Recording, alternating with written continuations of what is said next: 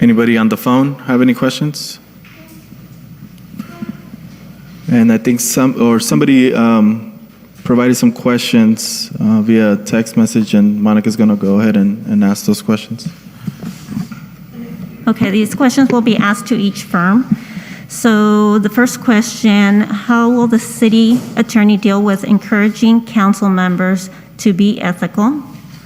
Second question, do any of you speak Spanish or Punjabi, considering our residents?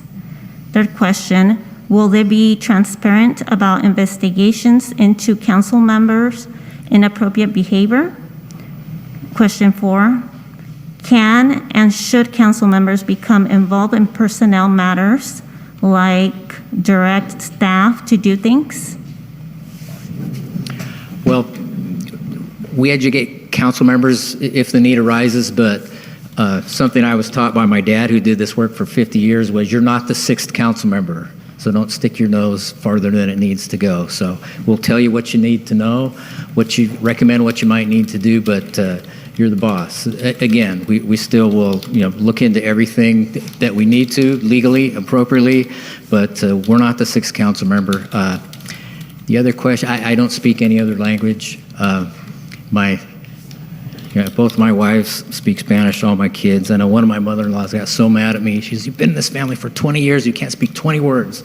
And I just never, I used to say, well, I'm too busy with the law business, but there's probably no excuse for that. But we are a bilingual firm. Nubia is available. Sometimes we have meetings where we need her to cover for us. Like there's a big public, a lot of public participation, then she'll take the meeting for us. So I hope that answers all the questions. So I think it's about a third of our office speaks Spanish. I don't know that we have anybody who speaks Punjabi at the moment. I'd have to go back and check, but I'm not aware of anyone who does. Nubia Goldstein, who would be the deputy city attorney, is fluent, and it's her first language, though. Spanish, not Punjabi. Did I hit all of them? I think I missed one.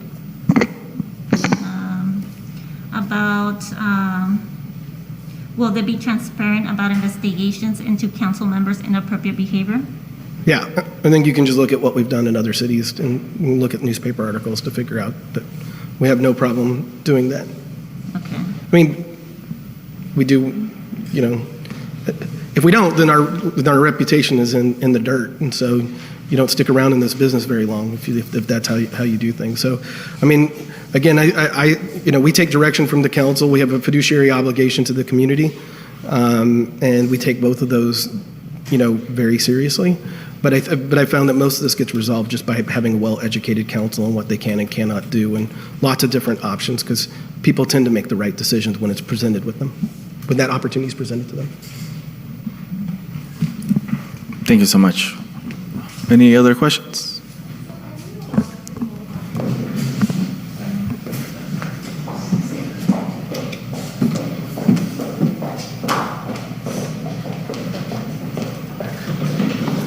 So, are we allowed to come back multiple times with questions, or are we allowed just one time, ask all your questions? How does that work?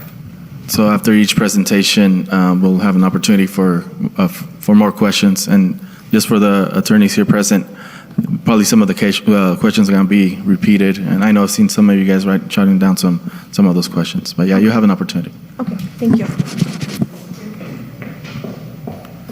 I don't see any further questions at this time. I'll bring it back to council. Anybody have any other questions?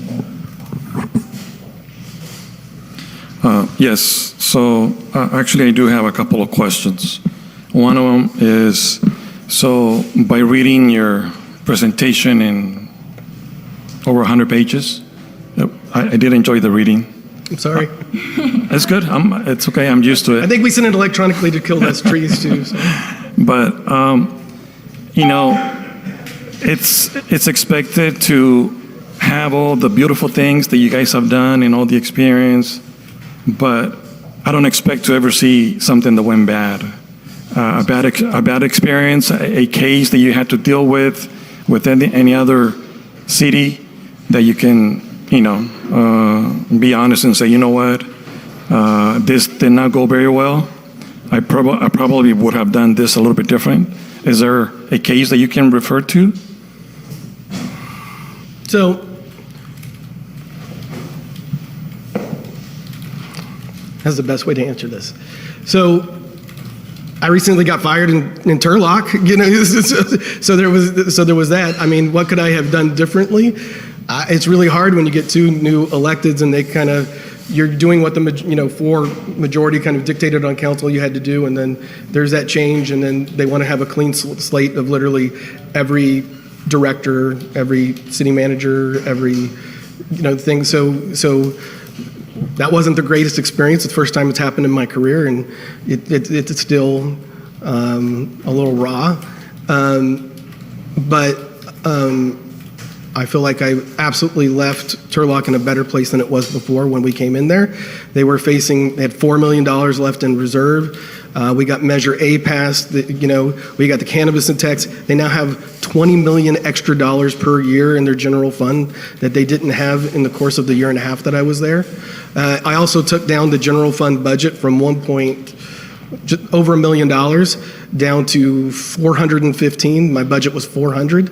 I had to be really austere and figure out how to be resourceful in order to be able to do that. And I had some directors at time doing it, but there was communication with the council there. I think the biggest compliment that came from that is they hired me back as special counsel and keep sending me more work. They just needed their own guy, which most of us know George Petrolakis, and he's a great guy. Can kind of go and do that. So I view that as a failure because it's the first time it's ever happened to me in my career. Are there things that we could have done differently? They're hard, but at the end of the day, I got to take direction from the majority of council. So I guess that's the newest Ross one. It's close. Okay, thank you for that. And my other question is, can you tell us how you would handle a situation where your interpretation is different from that of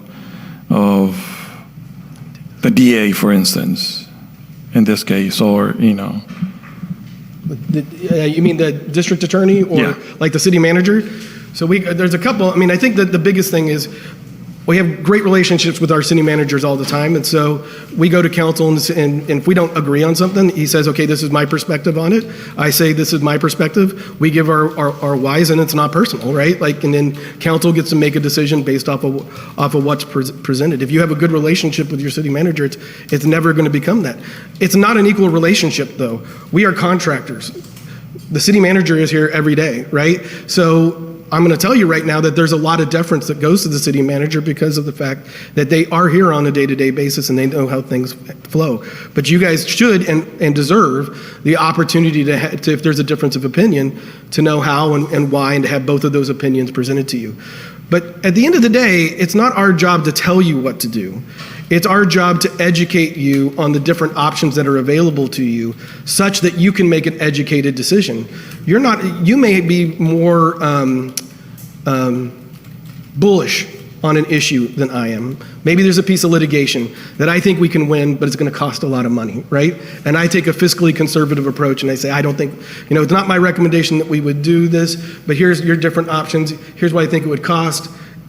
And council I've had several councils who decided to take a more aggressive position and go for the litigation. It's our job to execute on your direction, though. When you say go, our job is to win, right? And so it's our job to do the best that we can to achieve that results. But in that time and in that moment, it's our job to handicap it for you and give you that information so you can make a decision. So we don't get we don't really get wed to our decision because we got 4 or 5 different options that you get presented with and you pick. I have a good question. Obviously, you prepared for this interview. You probably did some research on the city. So what would you say some of the challenges or opportunities would be to working with the city of Livingston? You want to take that? Well, let me just start. I think every city is going to continue to deal with the budget constraints and growth, and how we grow and making sure that it's smart. So I think that that's where I would kind of start. I think the reality of it is you have a lot of really good base structures, but Tom has a lot of history here because he was here. I mean, 10, 15 years ago. So I'll let him kind of take over from there on what he would do. Well, the economics is always the major challenge, I find, because that causes a lot of your problems. And